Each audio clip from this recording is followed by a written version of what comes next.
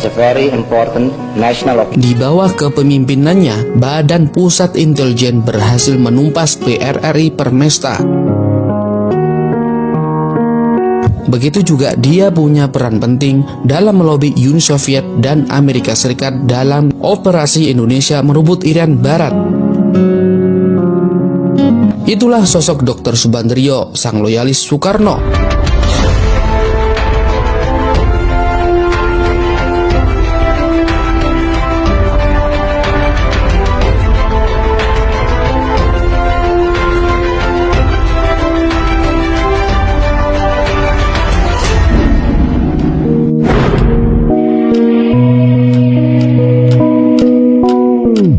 Mungkin hanya segelintir orang mengetahui tentang Subandrio, termasuk berbagai kiprahnya terhadap Indonesia.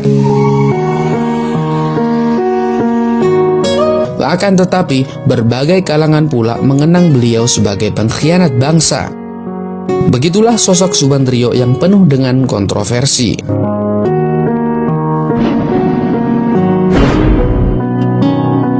Subandrio lahir di Kota Malang pada tanggal 15 September 1914. Subandrio dibesarkan dalam pendidikan kedokteran di Sekolah Tinggi Kedokteran di Batavia.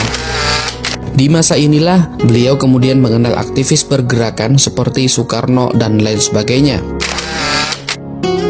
Setelah lulus di Sekolah Tinggi Kedokteran, Subandrio berprofesi menjadi dokter. Sejak itulah karirnya justru makin jauh dari bidang kesehatan.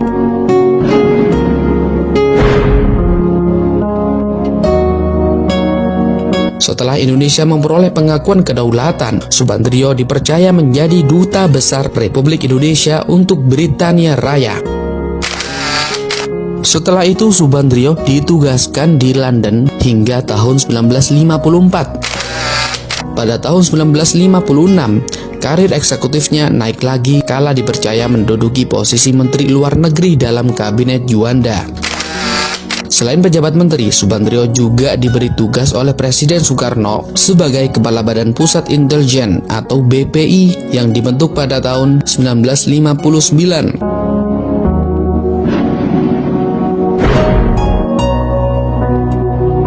Subandrio namanya kian melambung kala Soekarno menaikkan posisinya sebagai Wakil Perdana Menteri dalam Kabinet Kerja ketiga. Subandrio juga punya peran penting dalam melobi Uni Soviet dan Amerika Serikat dalam operasi Indonesia merebut Irian Barat.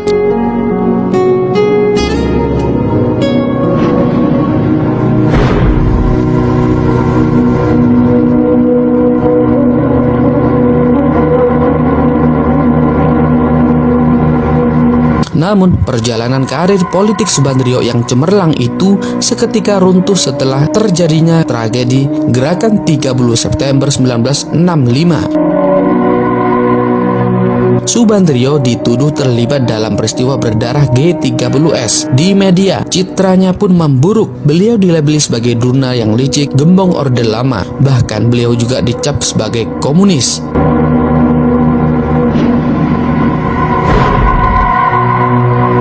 Pasca Gerakan 30 September 1965, Subandrio diburu oleh militer, termasuk Jenderal Soeharto yang pertama kali memberikan misi khusus untuk memburu Subandrio karena Subandrio diduga sangat dekat dengan Soekarno dan juga dituduh sebagai orang yang terlibat G30S PKI. Sesaat setelah menerima Super Semar, Letnan Jenderal TNI Soeharto memerintahkan Panglima Kodam Jakarta Raya Maijen TNI Amir Mahmud untuk mengawal Presiden Soekarno dari Istana Merdeka menuju ke Istana Bogor.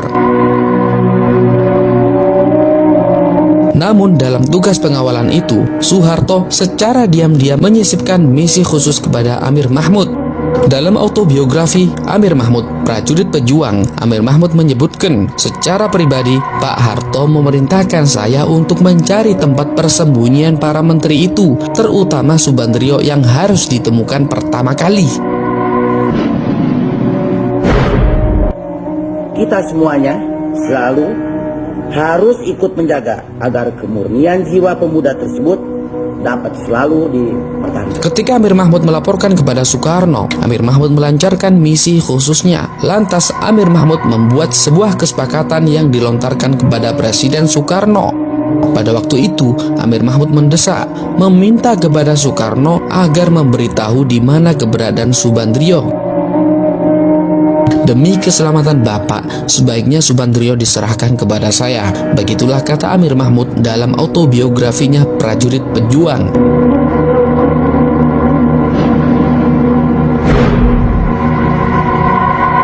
Dalam keadaan tertekan, Presiden Soekarno terpaksa memberitahu posisi Subandrio sembari menitip pesan agar Amir Mahmud jangan membunuh Subandrio.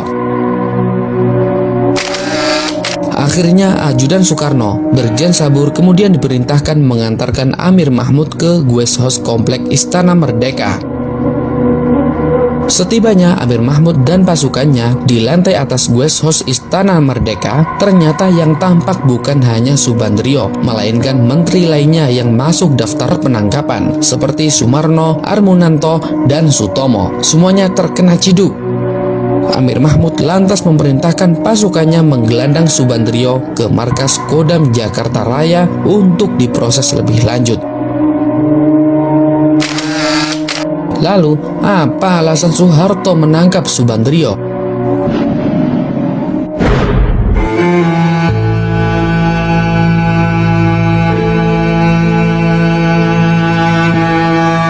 Subandrio telah masuk daftar pencarian jauh sebelum instruksi Soeharto untuk menangkap 15 menteri.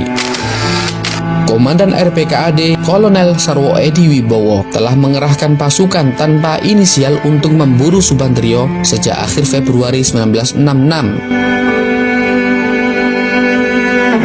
Sebagian besar kalangan Angkatan Darat menilai Subandrio berafiliasi dengan PKI, yang mana Subandrio juga dekat dengan Soekarno. Tempo setelah G30 SPKI meletus, Subandrio lewat sejumlah pidato menolak keterlibatan PKI di dalamnya.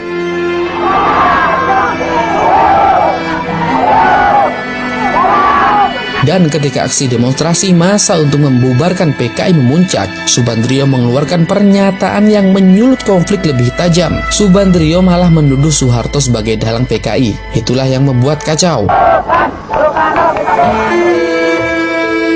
Bisa dikatakan bahwa alasan Soeharto menangkap Subandrio tak lain adalah karena Subandrio terlibat PKI dan terlalu dekat dengan Soekarno. Angkatan Darat kian memusuhi Subandrio mengingat dirinya sebagai tangan kanan Presiden Soekarno. Di tengah kecamuk gerakan anti Soekarno, Subandrio menjadi orang pertama yang menghimpun kekuatan massa pendukung Soekarno sebagai barisan Soekarno.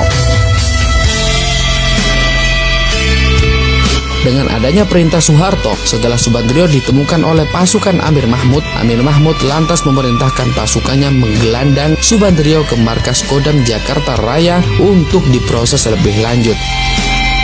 Akhirnya Subandrio ditangkap dan ditahan, yang kemudian beliau diberikan vonis hukuman mati oleh keputusan Jenderal Soeharto. Namun ternyata ada yang menarik di balik vonis hukuman mati Subandrio. Menghukum tertuduh tersebut karena kejahatan itu dengan hukuman mati.